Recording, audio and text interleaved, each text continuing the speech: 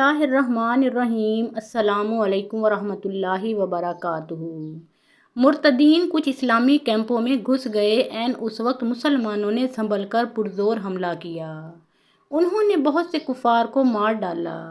ادھر حضرت خالد بن ولید رضی اللہ تعالیٰ عنہ نے سختی سے حملہ کر کے انہیں پسپا کیا۔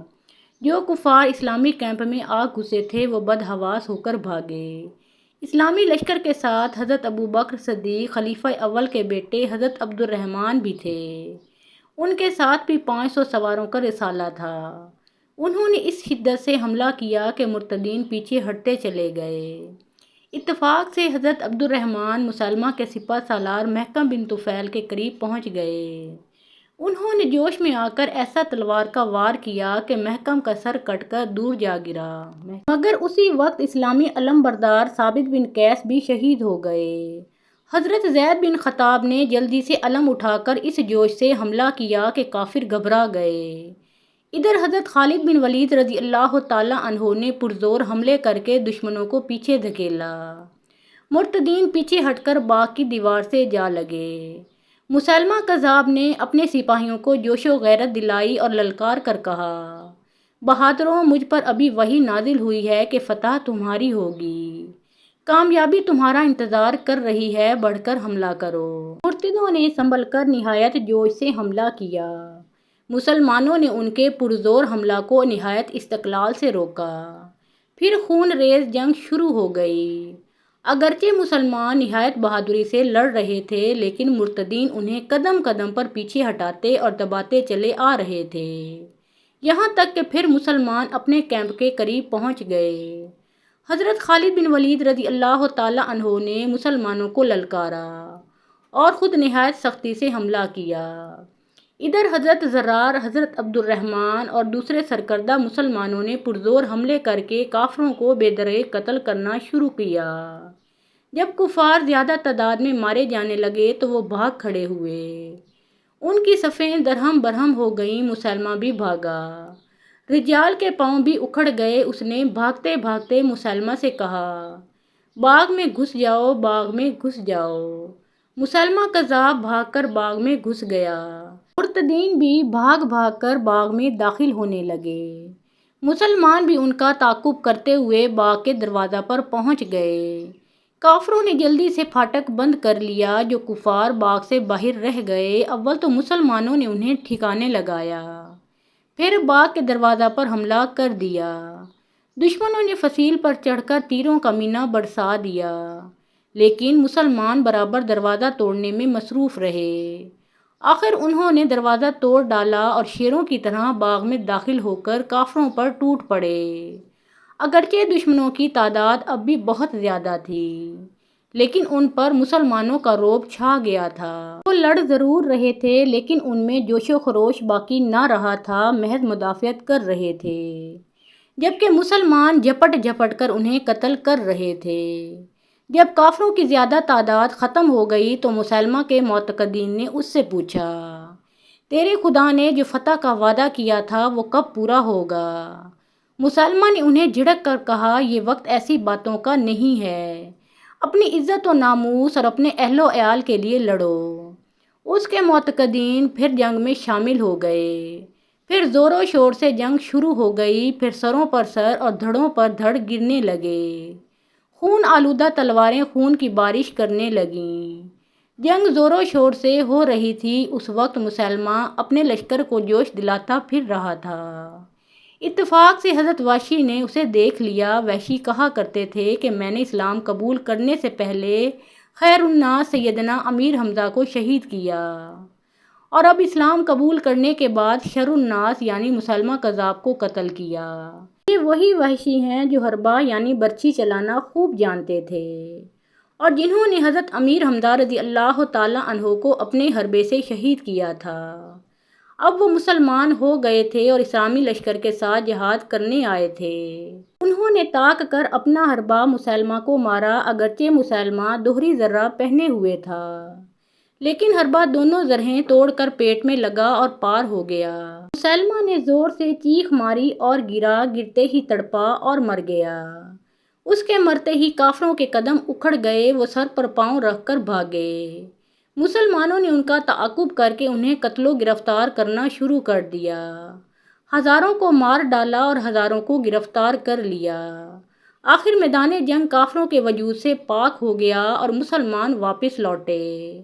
انہوں نے فتح پر اللہ تعالیٰ کا شکر ادا کیا۔ جب انہوں نے مقتولین کا شمار کیا تو 17,000 کفار مارے گئے تھے، لیکن مسلمان بھی 1,000 سے کچھ زیادہ شہید ہوئے تھے۔ ان شہیدوں میں کلام اللہ شریف کے حفاظ زیادہ تھے۔ تمام مسلمانوں کو ان کے شہید ہو جانے کا بڑا رنج و قلق ہوا۔ سب سے پہلے شہیدوں کی تجہیز و تکفین کی گئی۔ حضرت عامر رضی اللہ تعالیٰ عنہ اس قدر بیان کرنے کے بعد دم لینے کے لیے چپ ہو گئے۔ کچھ وقفہ کے بعد حضرت عامر رضی اللہ تعالیٰ عنہ نے اپنا بیان پھر شروع کیا۔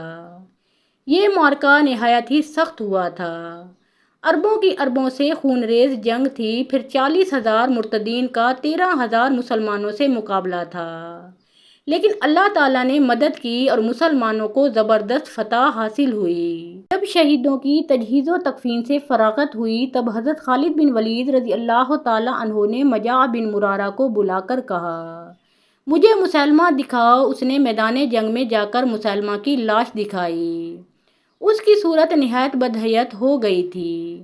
حضرت خالد بن ولید رضی اللہ تعالیٰ عنہ نے کہا، افسوس ہے تم لوگوں نے ایسے بدقوارہ اور لاغر اندام شخص کو نبی مانا۔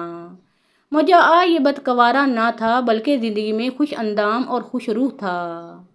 مرنے کے بعد اس کی حیت بدل گئی۔ حضرت خالد وہ کافر ہو کر مرا، اس لیے اللہ تعالیٰ نے اسے دنیا ہی میں خوار کر دیا۔ عاقبت میں نامعلوم کس قدر عذاب ہوگا۔ چونکہ اب شام ہو گئی تھی اس لیے حضرت خالد بن ولید رضی اللہ تعالیٰ عنہ اپنے کیمپ میں واپس آئے۔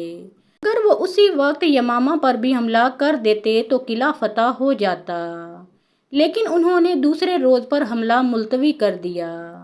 اس جنگ میں مسلمان زیادہ زخمی ہو گئے تھے، لہٰذا ان کی مرہم پٹی کی گئی۔ رات کو عشاء کی نماز پڑھ کر جب حضرت خالد اپنے خیمے میں گئے، کھانا کھایا اور عشاء کی نماز پڑھ کر سو گئے۔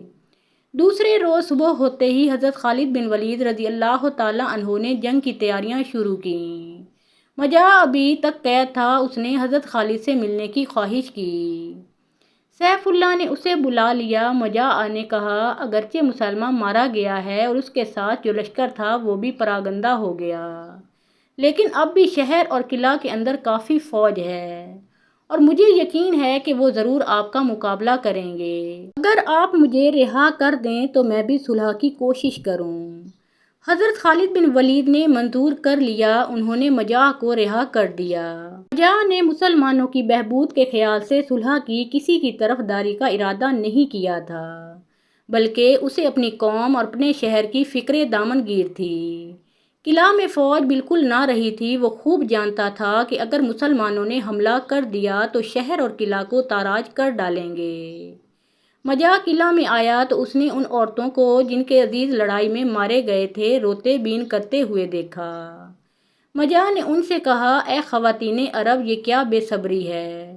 تمہاری گریہ زاری سے مسلمان یہ سمجھیں گے کہ قلعہ کے اندر مرد نہیں رہے، عورتیں اور بچے ہیں، وہ ابھی قلعہ پر چڑھ دوڑیں گے اور تمہارے بچوں کو غلام اور تمہیں کنیزیں بنا لیں گے۔ رونا موقوف کرو اور مردانہ لباس پہن کر فصیل پر چلو۔ عورتیں ڈر گئیں۔ وہ خاموش ہو کر اپنے اپنے گھروں کی طرف روانہ ہوئیں۔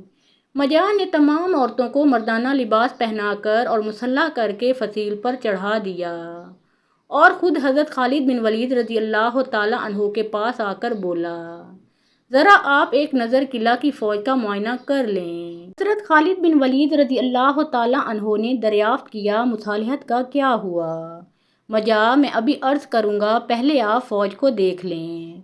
حضرت خالد مجاع کے ساتھ چلے۔ قلعہ کے قریب پہنچ کر جب انہوں نے نگاہ اٹھا کر دیکھا تو تمام فصیل پر سپاہیوں کو بکھرے ہوئے پایا۔ حضرت خالد بن ولید رضی اللہ تعالیٰ عنہ نے فرمایا، میں نے دیکھ لیا، کافی لشکر موجود ہے۔ مجاع، میرا خیال درست نکلا، قوم جنگی تیاریاں کر رہی تھی۔ جب میں نے جا کر سمجھایا تو وہ صلح پر آمادہ ہو گئی۔ اب آپ بتائیے کن شرائط پر صلح چاہتے ہیں؟ چنانچہ صلح کی شرائط طے ہوئیں اور ان سے صلح ہو گئی۔ اے عین اس وقت ایک عربی اونٹ سوار آتے نظر آیا۔ وہ کچھ فاصلہ پر آ کر اونٹ سے اتر گئے اور ناکہ کی مہار پکڑ کر حضرت خالد بن ولید رضی اللہ تعالیٰ عنہ کے پاس آئے اور انہیں سلام کیا۔ حضرت خالد بن ولید رضی اللہ تعالیٰ عنہ نے سلام کا جواب دے کر انہیں غور سے دیکھ کر پہچان لیا۔ وہ حضرت مسلمہ بن دکش تھے۔ جب وہ بیٹھ گئے تب حضرت خالد نے پوچھا، امیر المومنین تو بخیریت ہیں؟ حضرت مسلمہ، اللہ تعالیٰ کے فضل سے اچھی طرح ہیں، یہ خط آپ کو دیا ہے۔ حضرت خالد بن ولید رضی اللہ تعالیٰ عنہ نے کھول کر پڑھا۔ اس میں لکھا تھا، عبداللہ ابو بکر صدیق مسلمانوں کے والی کی طرف سے خالد بن ولید سپہ سالار اسلام کے نام۔ ساری تعریفیں اس اللہ تعالیٰ کو سزاوار ہیں جو واحد و یکتا ہے اور لائق ثنا۔ حضرت محمد رسول اللہ صلی اللہ علیہ وآلہ وسلم کی ذات مبارک ہے جو دنیا میں ہدایت کے لیے آئے۔ پس بعد از سلام تمہیں معلوم ہو کہ اگر مسیلمہ کذاب پر اللہ تعالیٰ تمہیں فتح عطا فرمائے تو تم اس کے قبیلہ بنو حنیفہ کے تمام مردوں کو قتل کر ڈالنا اور عورتوں اور بچوں کو قید کر کے لے آنا۔ حضرت خالد بن ولید کے لیے اس وقت موقع تھا کہ وہ اس بنا پر صلح نامہ کو مسترد کر دیتے کہ امیر المومنین نے جو حکم بھیجا ہے اس کی تعمیل ضرور ہے، لیکن انہوں نے ایسا نہیں کیا بلکہ امیر المومنین کے قاصد سے مخاطب ہو کر کہا، تم دیر سے پہنچے، بنو حنیفہ سے صلح ہو چکی، بد عہدی مسلمانوں کا شیوا نہیں، اس لیے صلح نامہ مسترد نہیں کیا جا سکتا۔ اس کے بعد حضرت خالد بن ولید رضی اللہ تعالیٰ عنہ نے مال غنیمت اور غلاموں اور کنیزوں کا 5واں حصہ دربار خلافت میں روانہ کیا اور باقی 4 حصے مجاہدین میں تقسیم کر دیے۔ حضرت عامر رضی اللہ تعالیٰ عنہ اتنا بیان فرما کر چپ ہو گئے۔ محترم ناظرین، اس کے بعد کے حالات و واقعات ہم اپنی اگلی ویڈیو میں پیش کریں گے۔ آپ سب سے گزارش ہے کہ پیارے آقا محمد مصطفیٰ صلی اللہ علیہ وآلہ وسلم کا پیارا نام ایک بار کامنٹ سیکشن میں ضرور لکھیں۔